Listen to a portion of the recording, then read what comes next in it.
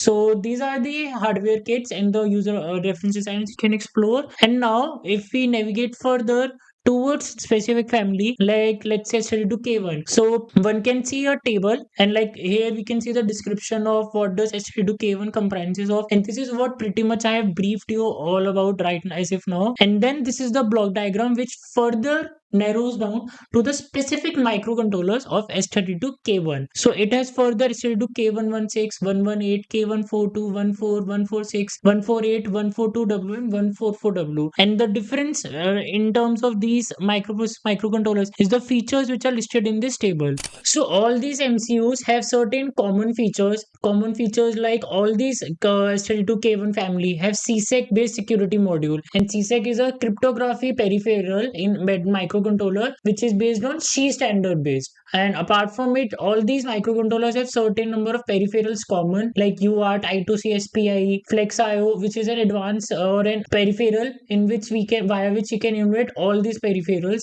by more number of pins. And then peripherals of timer, ADC, and advanced ADC features like of triggering mechanisms, PDB, trigger mux. And all these microcontrollers have support of STD2 Design Studio IDE, AUTOSAR MCAL RTD, and the number of application softwares. And the major difference between all these microcontrollers is in terms of the processor which is there. So as one can see, the low end microcontrollers of K1 starts from the ARM Cortex M0, and the high end can reach to ARM Cortex M4 running at 112 megahertz. And then the difference in the sizes of flash and SRAM memory, number of input output pins of a microcontroller. And then out of all these family, S32 K148 has number of more features and peripherals like of automotive Ethernet, quad SPI, SI is an audio peripheral for building the automotive like audio based applications or devices. So yeah, this is the major basic differences and the feature list of S32 K1 family. Much more detailed viewers can get by reading these features also, and I have pretty much explained all of these things in the video as if now as we are going in that chronology. Now so we should start with the NXP S32 K1 microcontrollers. NXP provide number of software enablement resources frameworks and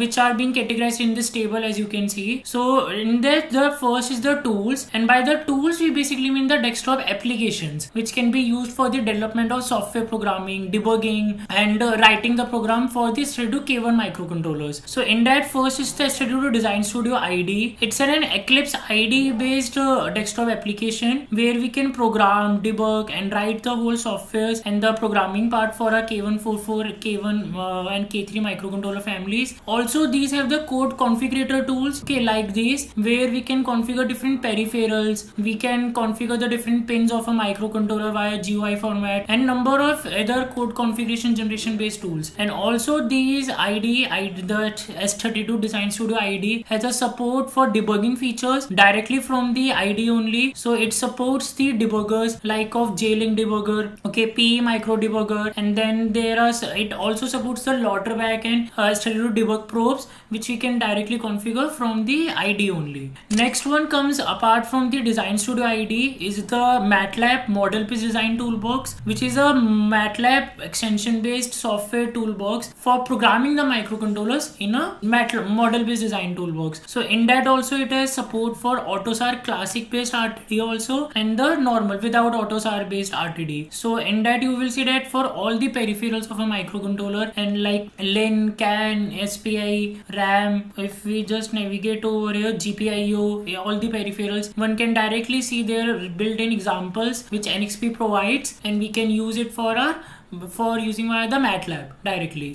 And then apart from it comes the FreeMaster Runtime Debugging Desktop application, which is also a great desktop application tool via which we can do this debugging interfaces in a very GUI and graphical way. So, and we can analyze the different values of a software in a graph way, like variables values, and plot them in a graph, record them, log them, and then emulate the different GUIs for seeing on how our application works and all these things. And apart from these desktop applications, NXP provides the standard software which are like the real RTDs, are real-time drivers for using the microcontroller peripherals. And in that also RTD, there are two categories: AUTOSAR MCAL layer compliant RTD driver is also available, and without AUTOSAR MCAL layer based RTD for using the microcontroller peripherals. And then comes the safety peripheral drivers also. So these are the two tools and the standard software which will be generally used for build first getting started. It's for enablement of our automotive applications. Apart from it, it also provides number of middleware stacks like FreeRTOS, Lin, TCP/IP stack, motor control libraries, and lightning control libraries with the K144 microcontrollers. Now, so as to get started with the Sridu K144 microcontrollers from the software side, one can explore Get to Byte Technologies number of blocks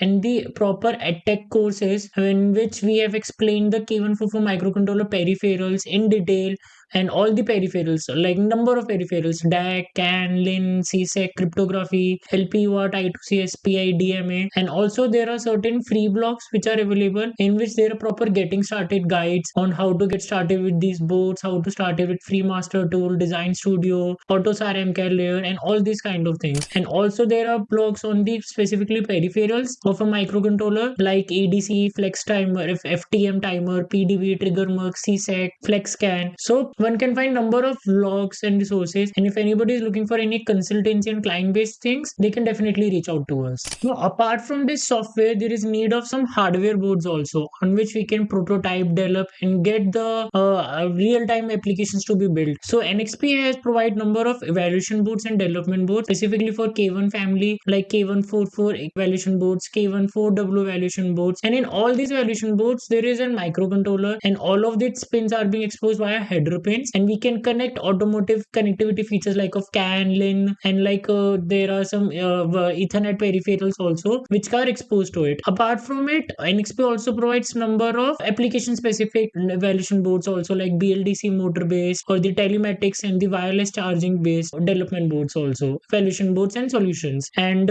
so is to start with this SL2 K1 in terms of the hardware. So we will highly recommend using our Electronics version 3 development board, which is built on NXP SL2 K144 microcontroller only, and it is at a very cost effective price as compared to what NXP provides in its original boards. And these comes with onboard debugger, CAN terminals, IMU sensors, and all the pins are being exposed using via the male header pins of the microcontroller of this evaluation board. Contact with Get2Byte for more information on it.